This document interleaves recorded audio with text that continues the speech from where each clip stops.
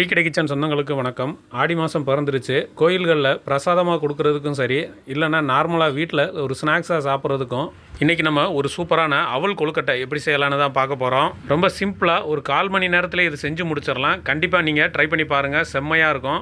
வணக்கம், நீங்கள் நம்ம டீ கடை கிச்சனில் ஆடி மாதம் அவல் கொழுக்கட்டை பண்ண போகிறோம். அவல் கொழுக்கட்டை பண்ணுறதுக்கு இன்றைக்கி நம்ம வெள்ளை அவல் தான் எடுத்துருக்கோம். வெள்ளை அவல் ஒரு பாக்கெட் வாங்கியிருக்கோம். 2 கப் இருக்கும், மெஷர்மெண்ட்டில் 2 கப் எடுத்துருக்கோம். இதை அப்படியே எடுத்துகிட்டு பெரிய மிக்சி ஜாரில் சேர்த்துக்குவோம்.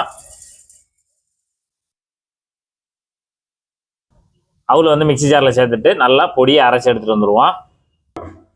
அரைச்சி எடுத்துகிட்டு வந்த அவல் மாவை இந்த மாதிரி ஒரு பெரிய பேசனில் சேர்த்துக்கலாம்.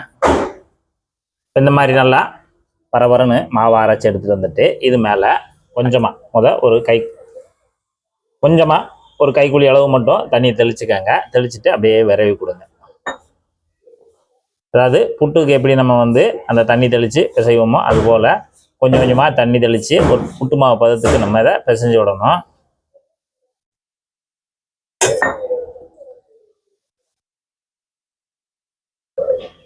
அதாவது அவல் நல்லா நனையணும். நம்ம பொடி பண்ணி வச்சுருக்கக்கூடாது. அவல் அந்த தண்ணியிலே நல்லா நனைஞ்சிடணும். அதுக்காக தான் இந்த மாதிரி ரொம்ப குளம் ஆக்கிடக்கூடாது. நல்லா ஒரு புட்டு மாதிரி கொஞ்சம் கொஞ்சமாக தண்ணி தெளித்து இந்த மாதிரி நல்லா விரவி கொடுத்துருங்க. இதில் நமக்கு ஒரு 75 ml தண்ணி தான் தேவைப்பட்டிருக்கு. போட்டு நல்லா இந்த மாதிரி புட்டு மாதிரி நல்லா விரவி விட்டுட்டு இப்போ இதில் தேங்காய் துருவல் பார்த்திங்கன்னா நம்ம ஒரு சின்ன தேங்காய் இந்த அளவுக்கு தேங்காய் எடுத்துட்டு அதை பூவாக துருவி வச்சுருக்கோம். அதை நம்ம உள்ளே சேர்த்துக்கலாம். பூவாக துருவி வச்சுருக்கோம், அதையும் நம்ம உள்ளே சேர்த்து நல்லா கலந்து விடுங்க. தேங்காய் துருவலில் இருக்கக்கூடிய அந்த ஈரப்பதமும் அந்த புட்டுலேயும் நல்லா மிக்ஸ் ஆகட்டும். தேங்காய் பூ போட்டு நல்லா கலந்த பிறகு நல்லா இப்படி நல்லா அமுத்தி விட்டு ஒரு 10 நிமிஷம் அப்படியே ஊற வச்சிடலாம். ஊறி வரட்டும். அடுத்து அவல் கொழுக்கட்டைக்கு பாகு காய்ச்ச போகிறோம். சின்ன பாத்திரத்தை அடுப்பில் வச்சுட்டோம். ஒரு 50 ml தண்ணி உள்ளே சேர்த்துக்குவோம். 50 ml தண்ணி சேர்த்துட்டோம். தண்ணி சூடாகிட்டே இருக்குது. இப்போ 2 கப்பு அவல் எடுத்து நல்லா பொடி பண்ணி ரெடி பண்ணி வச்சுருக்கோம்ல, அதுக்கு ஒரு கப்பு வெல்லம் நல்லா துருவின உள்ள வச்சுருக்கோம். அதை உள்ளே சேர்த்துக்கலாம். சேர்த்துட்டு இப்போ நம்ம ஒரு பதம் எடுக்கணும், பாகு பதம் எடுக்கணும். நல்லா கலந்து விடுங்க. கலந்து விட்டுட்டு தண்ணி சூடாகி வெல்லமெல்லாம் கரைஞ்சி நல்லா கொதிச்சு வரட்டும். பார்த்தீங்கன்னா பாகு கொதிச்சு 5 நிமிஷம் ஆச்சு. 5 நிமிஷத்தில் நமக்கு திக்கான பாகு ரெடி ஆயிரும். இந்த பதம் எப்படி பார்க்கணும் அப்படின்னா ஒரு ஸ்பூனில் கொஞ்சமாக எடுங்க.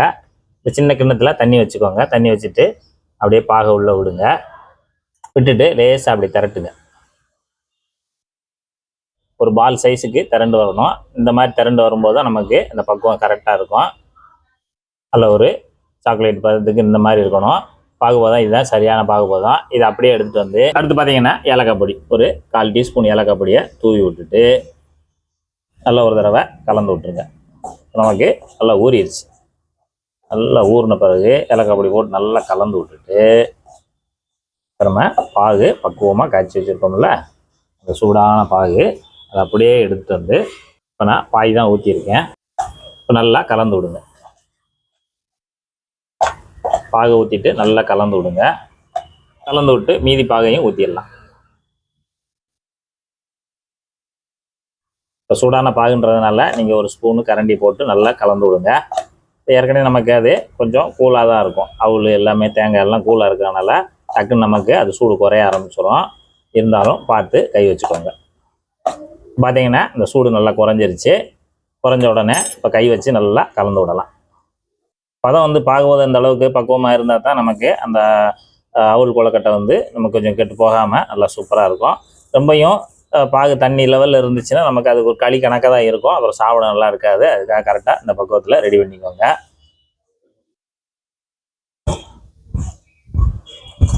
வெள்ளைப்பாகில் நல்லா விரவி கொடுங்க.